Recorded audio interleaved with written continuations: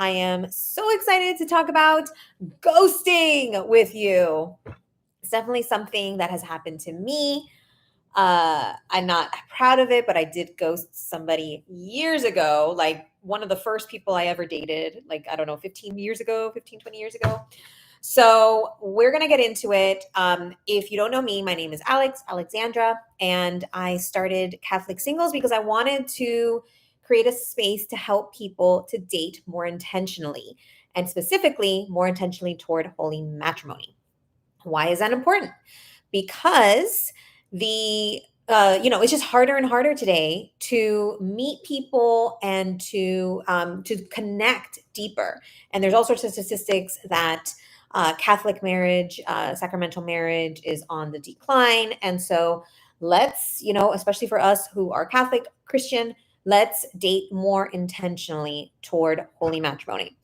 So, continuing the series of talks on identifying red flags that might be standing in the way of a healthy, godly relationship.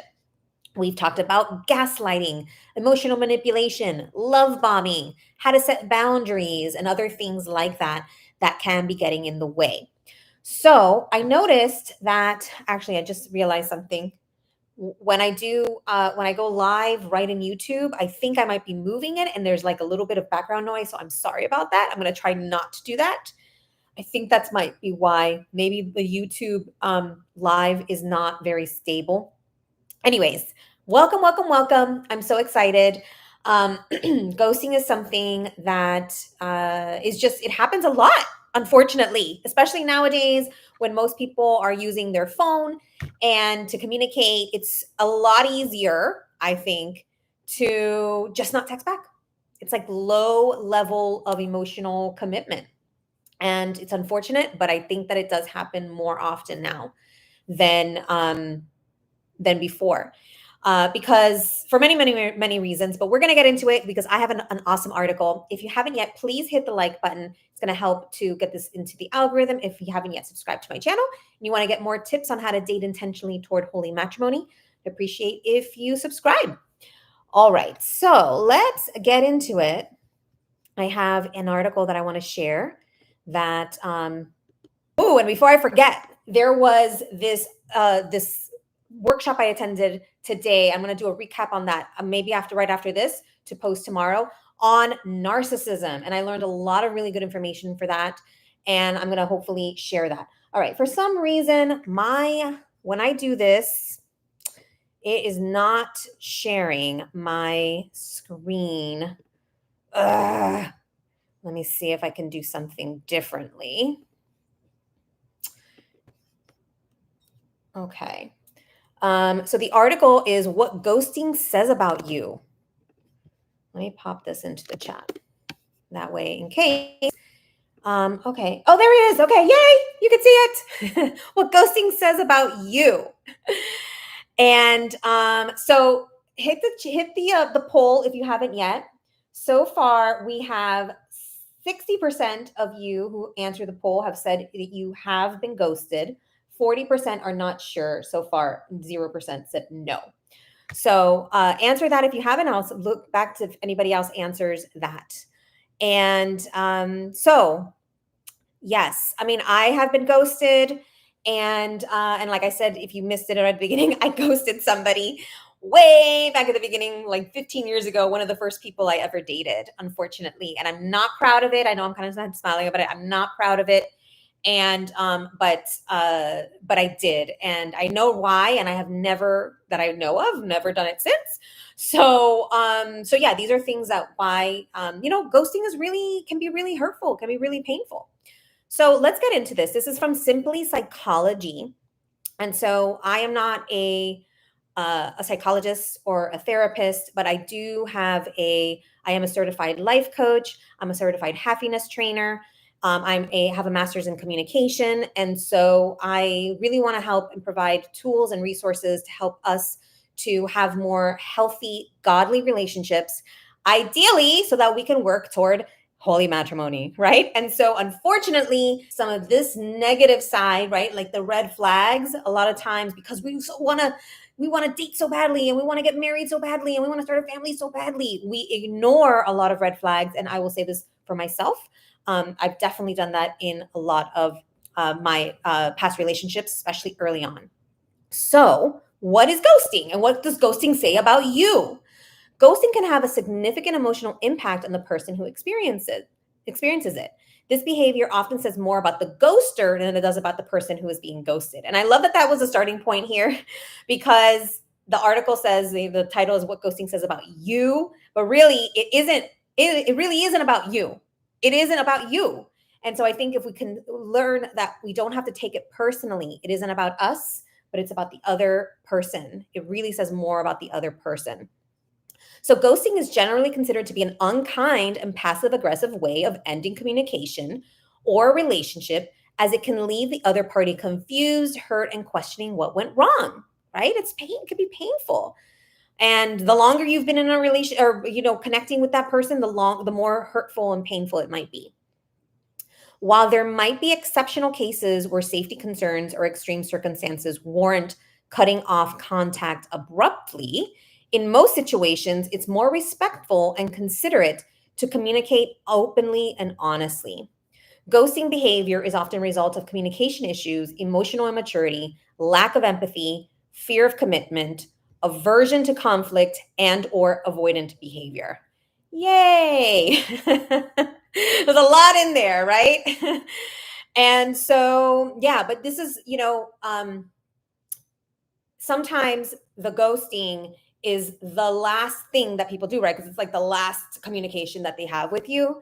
But if you really look at it and you look back, if somebody's ever ghosted you, and I'm not sure if there's an actual definition here of ghosting. If not, I'll give you my unofficial definition of ghosting. But let me go back to my point. If you look back on why, like before the ghosting, there is usually a issue with communication. You notice that there's emotional immaturity. There's a lack of empathy, fear of commitment. Like you can feel that. Sometimes you can energetically even feel that. Aversion to conflict, like they don't want to make you feel bad, right? That makes them feel bad to make you feel bad. It's uncomfortable to make somebody else uncomfortable, and or avoidant behavior. And actually, the last person that ghosted me, I had already noticed some issues. The first one here, I don't know if they had any of these other things. I'm thinking maybe there was, but for sure, I noticed that there was issues with communication. And so when they ghosted me, I was taken aback a little bit, right? Because that usually people don't like usually people don't ghost who seem mature and, respectful and all that. But because he had the communication issues I had noticed as a red flag, it didn't surprise me. I guess that's the better way. So it took me aback, but it didn't really it didn't surprise me so much. So let's going to get more into these now. Okay, ghosting refers to the sudden and unexplained cessation of communication from one person to another, often in the context of dating and relationships. It is commonly used in the context of dating and relationships, but can also apply to friendships, work relationships, or any other form of interpersonal connection. So, ghosting, it's like they vanish. That's why it's called the ghosting. They just vanish from your life from one moment to the next. Maybe you've had communication with them and poof, they disappear. So, why do people ghost? People choose to ghost for a variety of reasons, though most of these reasons stem from a desire to avoid confrontation, discomfort, or difficult conversations. Okay. On a basic level, someone might ghost because they lose interest in a relationship or connection, meet someone else, or perceive the relationship as not being serious or significant. However, okay, so that's kind of the superficial reason that they might say, either to themselves or someone else. They lost interest, they meet someone else, or they perceive the relationship as not being serious or significant. However, on a deeper level, ghosting usually comes from a fear of confrontation, commitment, and conflict. Confrontational situations, including breaking up, rejecting someone, or addressing conflicts, can be uncomfortable. Ghosting provides an escape from these challenging conversations and offers a way to sidestep potential arguments or disagreements. All right, so the first one, fear of confrontation. Fear of confrontation is a significant psychological factor that often contributes to the choice of ghosting. Confrontation involves facing uncomfortable or difficult conversations, and for many people, these situations can trigger feelings of anxiety, stress, and unease. Confrontation often requires some level of conflict resolution and communication skills. Childhood experiences and most past traumas, oops, sorry, childhood experiences and past traumas can significantly influence an individual's approach to conflict, communication, and confrontation. If someone grew up in an environment where conflict was consistently avoided or poorly managed, they might internalize the belief that any form of conflict or confrontation is bad and should be avoided. So I know for me, growing up in a household where, yeah, confrontation made me feel really nervous, I can see why I have maybe had ghosting like behaviors, especially in the past, or not wanting to confront things because it comes back to me, right? There somehow is a reflection of me, and it made me feel really uncomfortable. Um, and so I wouldn't say, and because in dating, most of the times it was the guys, ghosting me. Usually it wasn't the other way around.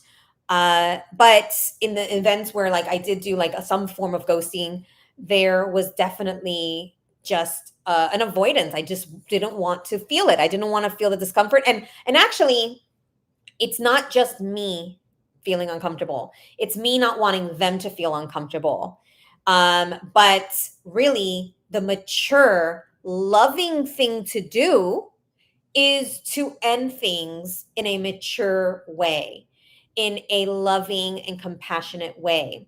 Avoiding or ghosting is actually not very loving. Even if we feel like we don't want to hurt the person, and so we're avoiding hurting the person, we think the ghosting is actually hurting the person. Okay, so, or if someone experiences an abusive relationship, this is an extreme, of course, they might associate confrontation with danger or negative consequences and develop a strong aversion to any form of conflict. Some individuals naturally cope with stress by avoiding situations that make them uncomfortable. Ghosting offers a way to quickly escape confrontation and bypass the discomfort associated with it. Right. And yes, I can absolutely see where, especially if you've had any form of trauma or abuse, where you just don't want to you don't want to feel that, right? So you might gravitate toward avoiding the situations. Of course, we're talking about the ghoster right now, but I'm assuming most people who are watching this are probably have been ghosted. And so we're kind of looking at it from their point of view. And hopefully this helps us to realize, one, that it wasn't us, right? Because many of us have a tendency to gaslight ourselves. What did we do wrong? What could we have done differently? But really, like in the case of what I mentioned, that person who I was dating who ghosted me, and I recognized that they had communication issues, which is number two here. The fact that he ghosted me, even though I was already seeing those warning signs of poor communication, the fact that he ghosted me cemented that. And so I did feel a little bad about it for a few days, but in the end, I realized I listened to my gut. I was already starting to see these warning signs, and I was placing boundaries. And even though I've maybe felt a little, I questioned a little bit, it was the right thing to do because a mature, wonderful, loving person, even if they don't want to continue a relationship, won't ghost you. Okay. And so, and there's other reasons why they're doing this. We're going to talk about it. But somebody who is emotionally mature, who is, able to express themselves in a mature way, won't ghost you. If they have to, they don't want to deal with it, they can tell you something. They can, say something that will, maybe table the conversation if they have to, but they're not going to just avoid you altogether. So, number two, communication issues. For some, communication issues can play a significant role in the choice to ghost. Communication skills are essential for expressing emotions, setting boundaries, and navigating relationships effectively. When someone struggles with communication, they might resort to ghosting as a way to avoid the challenges associated with expressing themselves. Communication issues can be rooted in a person's upbringing and childhood experiences. When someone grows up in an environment where open expression of emotions was discouraged or met with negative responses, it can greatly influence their ability to communicate effectively in their adult relationships. And so what's interesting here is that even though it says communication issues, right? Which communication is the form of expression, really there's an underlying reason that there is a communication issue. It's not just that people are bad at communication. There's usually a reason for that. In some cases, maybe somebody has some issues like technology or whatever, but usually there's an underlying emotional reason why they're bad at communicating. If expressing emotions was met with ridicule, punishment, or dismissal in the past, a person might fear that the same will happen in their current relationships. Communication issues and the fear of confrontation are often intertwined and can reinforce each other. If someone has a strong fear of confrontation, they might avoid difficult conversations altogether. This avoidance can result in poor communication habits as they may opt for silence or evasive responses instead of addressing issues openly. On the flip side, struggling with communication can heighten the fear of confrontation. When someone feels unsure about their ability to express themselves clearly and effectively, they might worry that confrontational conversations will lead to negative outcomes. Okay, so now in the poll, I'm just taking a look here. Have you ever been ghosted? Now we have 67% said yes and 33% said no. So, yes, I think it is probably more common than you think. Nobody said no. 0% said no. Okay. All right. Number three. If you haven't answered the poll, please answer the poll. I'd love to hear if you have been ghosted. All right. Number three, emotional immaturity. Emotional immaturity, which is a lack of emotional awareness, regulation, and understanding, can play a significant role in one's choice to ghost. When someone is emotionally immature, they might struggle to navigate complex emotions and handle relationships in a healthy and respectful manner. They may struggle to process and understand their own emotions, making it difficult for them to communicate their feelings to others. Or they may struggle to navigate disagreements or differences and instead choose to avoid conflict through ghosting.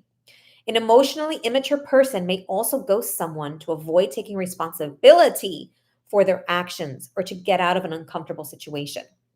Emotional immaturity can lead to a focus on short term desires and discomfort avoidance rather than considering the potential long term effects on their actions. So, and as I'm going to say this because I just thought it and it made me feel, I felt a sort of kind of way about it. Ghosting, even though sometimes we will gaslight ourselves and think, what did we do? What should we have done differently? What can we have done better? Sometimes a lot of times we think it's us, right? But in the end, guys, look at ghosting as a major red flag. Well, for one, if they're not getting back to you at all, then that's a clear sign, right? Like, that's a sign right there. But the fact that they ghost, right, shows that they've had poor communication, inability, avoid confrontation, and are emotionally immature. And do you really want to be in a relationship with somebody like this? Do you want to be married to somebody like this, right? Because that's just one red flag. There's other red flags that, like, other behaviors that they can have that you might be ignoring too if they're emotionally immature and all the other things, right? So I know that's a lot of times we will blame ourselves, but really it is a huge red flag of their emotional maturity, of their emotional IQ. If they cannot express themselves in a way that at the very least tells you what's going on, right? Like maybe they can't deal with intimacy. Maybe that scares them, or maybe they're struggling to be vulnerable. And you need to be with somebody who can communicate even when it's hard, even if it's messy, and even if it's uncomfortable, because that's what a relationship is. We're not going to go into a marriage thinking that everything is going to be perfect and that we're never going to have any disagreements, that there's never going to be hard times. You want somebody who is going to be there for you and who's not going to avoid those hard, difficult topics and those hard, difficult situations, right? Yes. All right. Okay. Same on the ghosted. 67% said, yes, you've been ghosted. All right. Low empathy. Now, this is one I hadn't really thought of, but I suppose it could be a possibility. Low empathy. When someone has low empathy, they might struggle to truly grasp the emotional impact of their actions on others, making it easier for them to ghost without considering the hurt it can cause. People with low empathy might have difficulty forming strong emotional connections, which can lead them to be less sensitive to the feelings of those they interact with. Low empathy can also be associated with a more self-centered perspective. So some individuals might prioritize their own comfort over the feelings of others. They might struggle to see situations from another person's point of view or to consider how their actions impact a person's emotions. Research has found that individuals who score high on callousness, which is a lack of empathy and disregard for the feelings of others, are more likely to endorse and use ghosting as a strategy to end a relationship. Well, that's interesting. So now, okay, now let's remember I mentioned a minute ago or a bit ago that in the case of the person who ghosted me, I noticed that they had communication issues. So, if you're starting to see that somebody might be a little bit self absorbed or self centered, or maybe a little callous, maybe not toward you, but maybe toward other people, maybe toward their family, or maybe toward a wait staff, right? And all of a sudden, they ghost you, right? That could be a reflection of their lack of empathy. And you absolutely do not want to be married to somebody for the rest of your life who doesn't have any empathy. You are going to struggle and you're going to be in pain for the rest of your life trying to make that person happy. And, you know, I don't know what else to say about that. You want to be with somebody who has empathy. That is a lack of empathy is a huge red flag. Now, sometimes narcissists can be very charming and seem very personable when you first meet them. And so you might not notice this at first, but just pay attention. And the one thing I always say is, I know that you're not always going to listen to your gut. I'm sorry, you're not always going to trust your gut, right? Because your gut might be different emotions. I do feel like your intuition is guided by Holy Spirit. I do believe that, but sometimes you're not going to trust it. But I always say, at least listen, right? At least listen and pause. You don't have to act out based on what you feel, what your gut, what your intuition is telling you. You don't have to act out on it, but at least pause and listen to it. Don't gaslight your own intuition, right? If anything, like put a pin on it or look at it as like a pink flag, right? Or a yellow flag. I don't know what the right term is for like a kind of like a pause, go with caution. So callousness could be, if you see somebody like lacks empathy toward others, could be a red flag. Other than if they might not ghost you, but there's a red flag in relationships in general. Okay, number 5, commitment issues. Now, the interesting thing about commitment issues is that you usually won't notice that until the kind of like the end, right? Like when you're trying to move forward in the relationship, you're trying to move things along, you're probably not going to notice that so much until it's kind of time to like, you want to like get more committed, become more vulnerable and intimate with them, that's when you start to notice this. So it might be a little bit further along in the relationship, because at the beginning you're usually just very casual, and more, more free, more open, more, just trying to have fun at the beginning. So with commitment issues, ghosting might be seen as an easier way to end interactions without having to confront their fears of commitment. People with commitment issues might fear being vulnerable and opening themselves up to emotional intimacy, which is just what I just said. They might feel overwhelmed by the prospect of this intimacy and choose ghosting as a way to escape it. Commitment issues can stem from a strong desire for independence and autonomy, or from negative past experiences such as heartbreak, abandonment, or childhood trauma. So, and if you're dating somebody who just went through a heartbreak, or has had some abandonment issues, or has childhood trauma, then I'm not going to say that that is a well, for sure the heartbreak, if they just going through a heartbreak grieving process, definitely give them time and space to deal with that. Don't try to push a relationship with somebody, and don't feel bad or resentful if they can. It's your responsibility to know, to be able to match what they're able to give to you, right? And so, especially if they're going through grieving or anything like that, they just broke up with somebody or lost somebody significant or lost something. Don't try to push them into a relationship. Understand, but also place boundaries, right? Don't get too emotionally involved with them. Don't get intimate with them if they're not able to match the level of commitment that you want and are able to provide. So, individuals with commitment issues might focus on short term desires and gratification rather than considering the potential benefits of a long term relationship. Commitment often comes with thoughts about the future, so ghosting can be a way to avoid these serious conversations and satisfy immediate comfort. So, I will say, with the person who ghosted me that I said had some communication issues, I was starting to notice part of the communication was that I was starting to put out more vulnerable conversation, going a little bit deeper into the conversation. He was kind of staying very surface.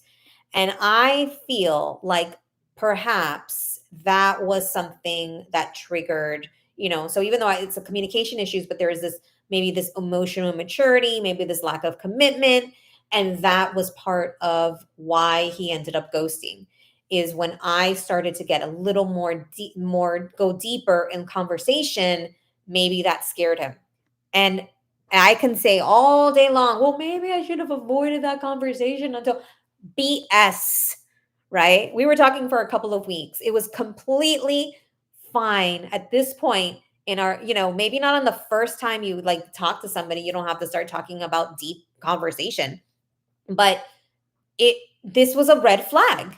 And the fact that he ghosted me is exactly corroborating the fact that I was picking up on these things intuitively, that there were some little warning signs I was starting to see. And I don't want to be in a relationship with someone. I don't even want to go out on a date with somebody who's doing that. So it's better that, I would have been better if he would have told me something. But in any case, the fact that he ghosted was his way of saying that he is not emotionally mature enough to be in a relationship. I think with anybody, because even if he didn't like me, an emotionally mature person would have at least said something. Okay, number 6, mindset. A person's mindset or their mental attitude and approach to situations can greatly influence how they handle relationships and communication challenges. Now, if you hear something, that's my little dog. Let me show you. Hey, doggy, come here. Let's say hi. Whoa! Woo, woo, woo, woo. Hey, oh, he's a 13-year-old little grumpy man. He didn't like that, did you? I'm sorry. Hey, yes. Okay, let me go back over here. He clanks with his nails on the floor. Okay, research found that certain mindsets and attitudes toward relationships make certain individuals more likely to ghost than others. Oh, I think I got one of his hairs on my lipstick. A fixed mindset in the context of relationships refers to the belief that relationships are static and predetermined. These individuals believe a relationship is either meant to work out naturally or is destined to fail. On the other hand, a growth mindset in relationships acknowledges that relationships require effort, communication, and continuous development, and it can evolve over time. They also found that participants with a fixed mindset were 63% more likely to endorse ghosting as an acceptable way to end a relationship, whereas people with a growth mindset were 38% less likely to think that ghosting is acceptable. Additionally, if someone has an avoidance mindset or a fear based mindset, they might prioritize avoiding discomfort or conflict over addressing issues directly. Ghosting can be seen as a way to protect oneself from these fears and avoid challenging conversations. All right, so let me just recap that. It sounds like if you had a fixed mindset, you're like, it'll work out or it won't work out. It was kind of like black or white, I guess. They were more likely to say, yeah, ghosting is a good way to just kind of end it and move along. Whereas if you had a growth mindset where you know that it's not black or white, that you can actually put effort and communication and work on your relationship to evolve, those were less likely to think that ghosting is acceptable. I mean, I think that if I mean, yes, I still believe that there's other things are involved in there, but I can see where maybe that fixed mindset, why they think maybe even think that it's okay to ghost. Like, okay, well, I'm just going to end it. And so I'm just not going to respond. And that's my way of ending it. I guess that's kind of the mindset there. Number 7, self protection. In some cases, ghosting is a method of self protection. Self protection in this context refers to the act of safeguarding one's emotional well being or sense of security, often by avoiding potentially uncomfortable or difficult conversations. This may fear facing rejection, criticism, or negative reactions from the other person. Ghosting can also be used in situations where there are valid concerns for personal safety, boundaries, or emotional well being. In cases of abuse, whether emotional, psychological, or physical, ghosting can be a way for the victim to extricate themselves from a relationship without directly confronting the abuser. Right. And again, this is an extreme situation. So, an abuse, it says whether emotional, psychological, or physical, right? So, if it's physical abuse, that's a no-brainer. You want to protect yourself, maybe your children or your pets or whoever is living in the household or might be affected by the person. You, of course, want to get out of that situation and have that no contact. But if they're being emotionally or psychologically abusive, then yeah, you might need to have that no contact as well. If you um, broke up under bad circumstances, maybe, or are breaking up under bad circumstances, maybe the ghosting is necessary. But the thing is that the ghosting is, in this particular case, it's like that having that no contact, that you're just not going to reach out to the person from your own protection. So this is an extreme case, and this is usually not because the person has emotional is emotionally immature. It's because they're being abused emotionally, right? And so they need to make that cut. They need to take a drastic measure, and ghosting, or at least cutting off communication, is the best way to do that for them. Similarly, individuals who have experienced negative outcomes from previous relationship discussions might use ghosting as a strategy to prevent similar pain. And I think 8 might be the last one. Yeah, 8 is the last one here, and that is attachment style. Different attachment. Attachment is something I really want to learn more about, because I know that psychologists and therapists, counselors do talk a lot about attachment style. I don't know that much about it, but I do know, and I've heard others talk about this as a factor, especially in something like ghosting, right? Like that kind of moving away out, which is, of course, here it says avoidant attachment. So different attachment styles. Oh, let me take a sip here. And while I do that, if you haven't yet voted in my poll, go ahead. Have you ever been ghosted? Yes, no, or you're not sure.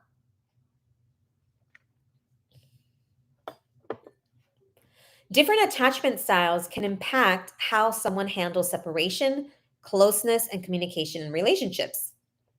People with an avoidant attachment style tend to value independence and self sufficiency. These individuals might struggle with emotional intimacy and thus use ghosting to distance themselves without confronting emotional closeness. People with a fearful avoidant attachment style have mixed feelings about close relationships. They desire emotional intimacy but fear getting hurt. So ghosting might be used to protect themselves from potential pain. Ghosting is a relationship dissolution strategy that is a modern day manifestation of avoidance withdrawal. Those with an anxious attachment style often seek high levels of emotional closeness and validation. Ghosting can trigger their anxieties as they might interpret it as rejection or abandonment, leading to heightened distress. Lastly, those with a disorganized attachment style might struggle with confusion and inconsistency in relationships due to unresolved trauma or inconsistent caregiving. Ghosting might occur as a response to a feeling of confusion or emotional turmoil. So, yeah, it sounds like the attachment style is the most likely to ghost. But on the receiving end of the ghosting is the person with the anxious attachment style. So, it's unfortunate and I guess disorganized as well. So, if you notice that you're feeling abandoned or rejected at a really high level when somebody ghosts you, right? Then these are some things that then you can work on. Maybe working on not being overly intimate, not being overly vulnerable, protecting your heart, guarding your heart, as the Bible says, and maybe like doing it little by little instead of putting it all out there too soon in the relationship. Protect yourself a little bit, right? Protect yourself emotionally. So, how does the ghoster feel after ghosting? How a person feels after ghosting can vary depending on their personality, the context of the relationship, their emotional state, and their reasons for ghosting. In some cases, the person might feel a sense of relief after ghosting, especially if they were avoiding a difficult conversation or an uncomfortable situation. Others may experience feelings of guilt or shame, especially if the person realizes that their actions might have hurt or confused the other person. Many individuals, specifically those with narcissistic traits, probably do not feel much after ghosting. They may even experience a sense of pride or a perceived sense of control from ghosting someone. They might believe that by abruptly ending the connection, they've asserted their power over the situation. However, after some time has passed, some ghosters might reflect on their decision and feel regret for not handling the situation more maturely or compassionately. And unfortunately, sometimes it's kind of too late, right? Like some time has passed and then it would be kind of awkward to go back and maybe apologize. So, okay, so what to say instead of ghosting someone? Instead of ghosting someone, it's important to approach the situation with empathy, honesty, and respect.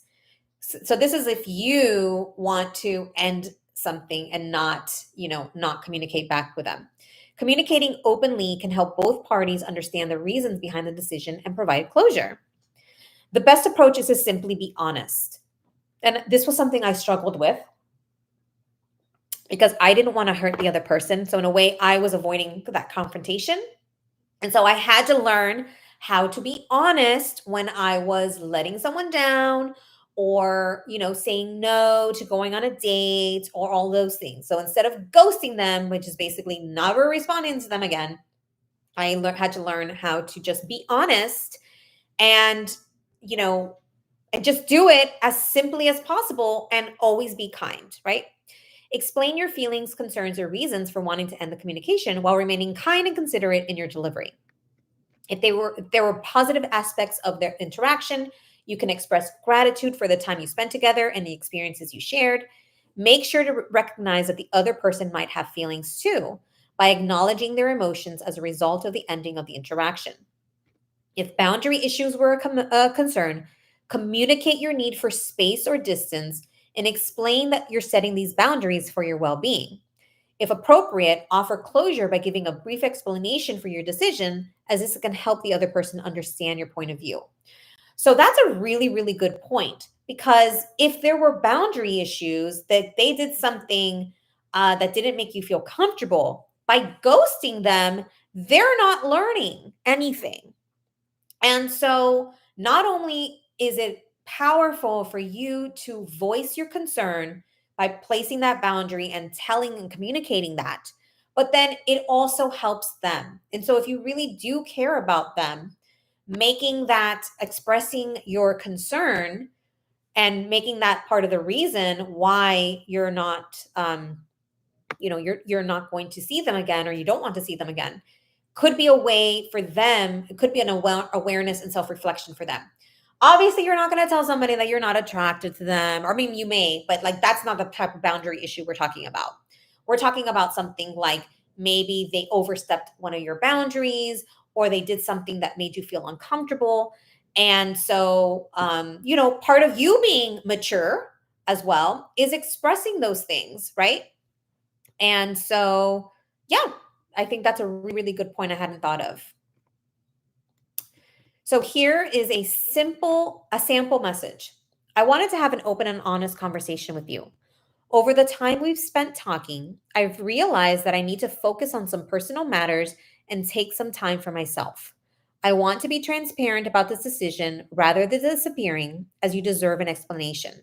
I've appreciated our conversations and the connection we've had. I hope you understand, and I wish you all the best. If I had received this from the person who ghosted me, I would have, one, thought so highly of him. I would not have felt rejected, and I would have respected him so much more. And even though he's not really saying like any specifics, but it just tells just a little something to tell the other person that you care enough about them to explain why you're no, like why you are going to be disappearing. So I thought this is really good, a really, really good little synopsis. Okay. Wow, this ended up being a really long a really long article. Let me see. Let me go through, because we're already 40, almost 45 minutes. Um, okay, so we already talked about what ghosting is. Being ghosted can lead to feelings of hurt and rejection. Ghosting can sometimes feel like an easier option in certain situations because it enables you to avoid confrontation and any uncomfortable, anxiety inducing conversations. And it provides an immediate way to end communication without having to explain oneself or deal with the immediate aftermath of a breakup. When can it be acceptable to ghost someone? A few situations where ghosting might be more understandable include if someone is in an abusive or potentially dangerous situation, if the other person is exhibiting stalking behavior or harassment, if someone is in a relationship with someone who consistently manipulates, guilt trips, or emotionally harms them, if the person repeatedly disrespects their boundaries and ignores their requests to be left alone. So, again, these are more extreme situations, and you don't ever really need to explain yourself. So even ghosting, they don't need to, like, you are not entitled to an explanation. It's just that it is mature and it is a reflection of their emotional IQ. If they can, and it's just kind to tell somebody why you no longer want to continue in that capacity anymore, right? It avoids, it's unkind, immature, and emotionally on non-committal to just leave somebody hanging like that. Okay. um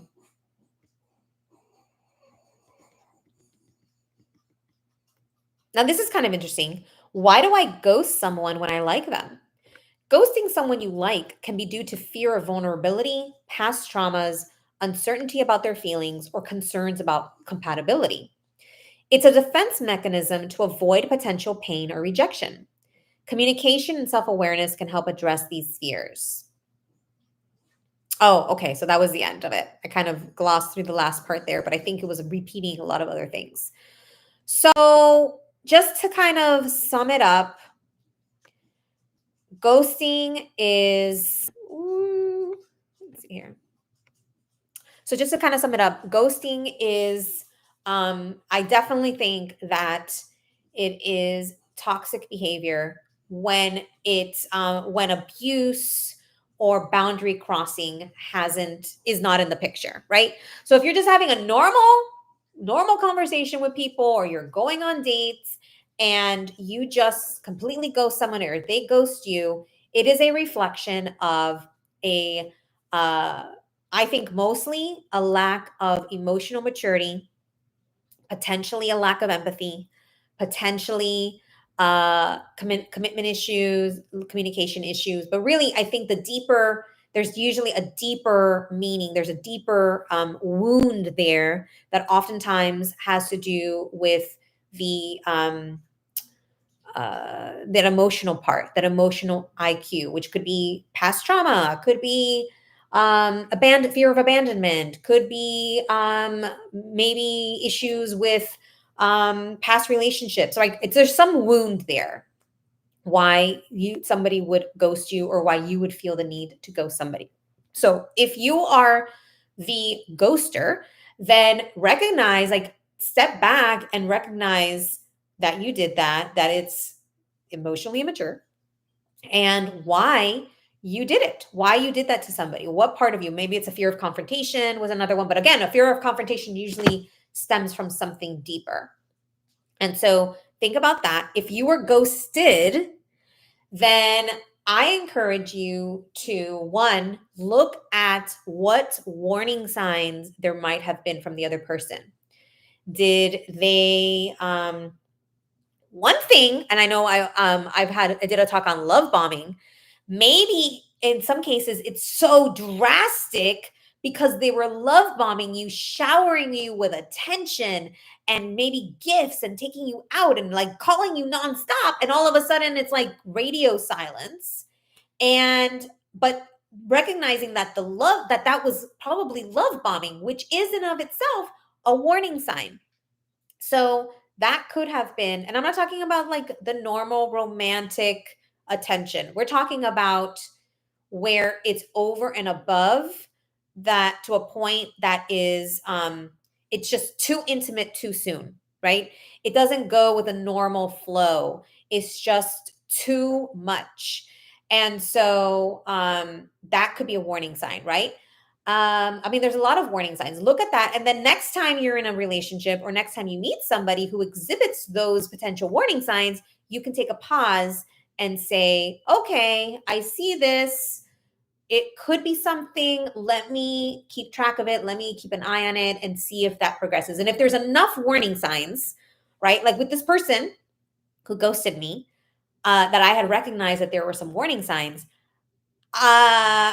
He was like on strike 2 before he ghosted me. So like if he did a strike 3, I was probably not going to, the ghosting was a strike 3. But if he hadn't ghosted me, the strike 3 would have probably been the end of it. And so he was already like, and I did like him. I wanted to see him. So I would have definitely continued seeing him if there hadn't been a strike 3, which was in this case the ghosting. So anyway, yeah, if you haven't filled out the poll, let me know, or say yes, no, or not sure if you have ever been ghosted. And yes, I would love to hear from you in the chat, in the comments. What was your biggest takeaway from today? For me, for sure, it's that reflecting back on me ghosting, there was for sure a lack of emotional awareness, in the sense of like not wanting to confront them, because I thought I didn't want to hurt them. But in the end, ghosting hurt them, or I'm sure it did. I'm assuming it did. And so it's actually better to, to communicate that in a mature way than to not communicate it at all. Right. So it's like you think you're gonna avoid hurting them by not saying anything at all, but really the not saying anything at all is the hurting them, right? So that, and then as far as being ghosted, I would absolutely say that listening to my intuition on those warning signs is crucial, is pivotal, and 1,000%. I encourage you to take a step back. And when you see those warning signs, you see those red flags, to not ignore them, but rather to take pause and consider, what that could be reflective of this person. As an example, if you're starting to notice commitment issues from the person, then before they ghost you, right? Like, do you think, is that going to be a good spouse and parent for your future children if you ever get married, right? So these are things that you can start to look at, and just look at that as a reflection of the possibility of a godly future spouse for you. So that's it. I'm done for this. I thought that this was really interesting and helped me to process a lot of things with, with past relationships as well. I hope it helped and served you as well. And if you haven't yet subscribed to my channel, I'd appreciate if you did. We're going to be offering tips, tools, resources to help you date more intentionally toward holy matrimony. And I started this series that is really talking about red flags or things to look at that we don't want you to ignore that could be leading to unhealthy or toxic relationships. You absolutely do not want to be married to somebody who is toxic or is going to lead to a toxic or unhealthy marriage. And if you haven't liked this video, I'd appreciate if you do that as well. It'll help to get it into the algorithm and be seen by more people, because this is a new channel. And feel free to type also. Let me know if there's any topics that I haven't covered. I am going to be doing a recap of a workshop on narcissism that I just attended. And I think it's fascinating, and I think will help a lot of people, because those with narcissistic tendencies have a tendency to do things like gaslight, love bomb, emotionally manipulate, etc., blame, control, all the things that could lead to an unhealthy relationship, of course. And so with that, I appreciate you being here. Let me know in the comments again, what are your biggest takeaways from this discussion? And remember to trust, or at least listen to your intuition. Don't ignore those red flags, those warning signs. And yes, I look forward to helping you continue to date intentionally toward holy matrimony. And with that, I'm signing off. Have a blessed rest of your day, week, and I'll talk to you in the next one.